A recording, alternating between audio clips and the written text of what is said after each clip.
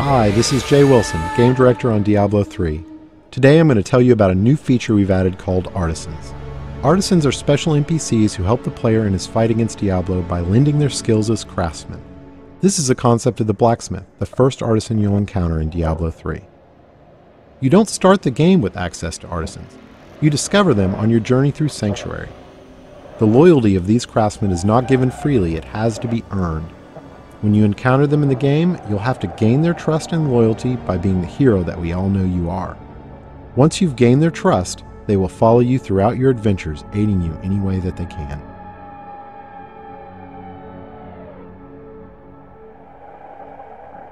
We knew we wanted to add a crafting system to Diablo 3, but we felt that the idea that the player would have a side job on top of the immediate pressure of saving the world didn't really fit the tone of a Diablo game.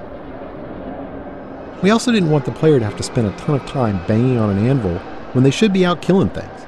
So instead, artisans will do the crafting for you. As you can see, the blacksmith has set up shop in New Tristram and is ready to help out. Artisans can act as a normal vendor, selling a variety of useful items and purchasing anything you don't want to keep in your bag. All artisans can also craft certain items, depending on the type of artisan. The blacksmith mostly focuses on weapons and some types of armor. On top of that, all artisans have special abilities unique to them.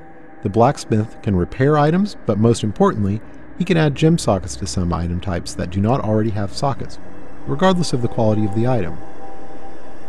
In addition, all artisans have training options so you can upgrade them, and talk options for that all-important gossip about what's happening in the world of Sanctuary. Let's talk about crafting first. Crafted items are meant to be an alternate way for the player to acquire items. Artisans learn recipes for items as they level up, but some of the best recipes are found in the game world as drops off of monsters.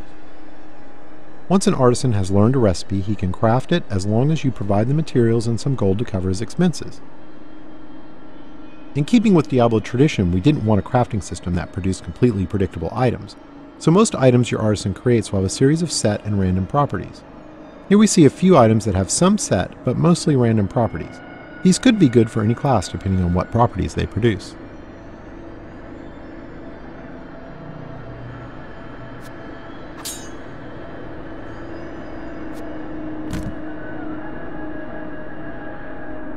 The main special skill of the blacksmith is his ability to add gem sockets to specific item types. This is regardless of quality of the item, so a rare or legendary weapon could have sockets added to it. This allows gems to be used to a much greater degree in Diablo 3 than the previous games.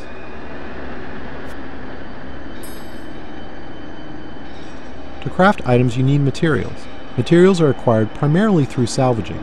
You can use a special artifact you acquire that allows you to break items down into materials that can be reused in the crafting process. This has a couple of advantages. Less trips to the vendor to sell items because you can easily break them down while you're adventuring, and any items you don't need you can recycle in the hopes that they can be turned into something better. Artisans can be improved over time. The artisan does this by using crafting materials you provide him to train and practice. As you can see, once you've acquired the right materials, the upgrade process is quick. The goal here is to put the time investment into acquiring the materials you need through fighting monsters, not have you spend tons of time in town with your vendor. One of the great things about artisans is that they are visualized in the world. As you can see, now that the blacksmith has leveled up, the look of his shop has improved. Here's an example of how much a single artisan can improve throughout the game with this fully upgraded blacksmith.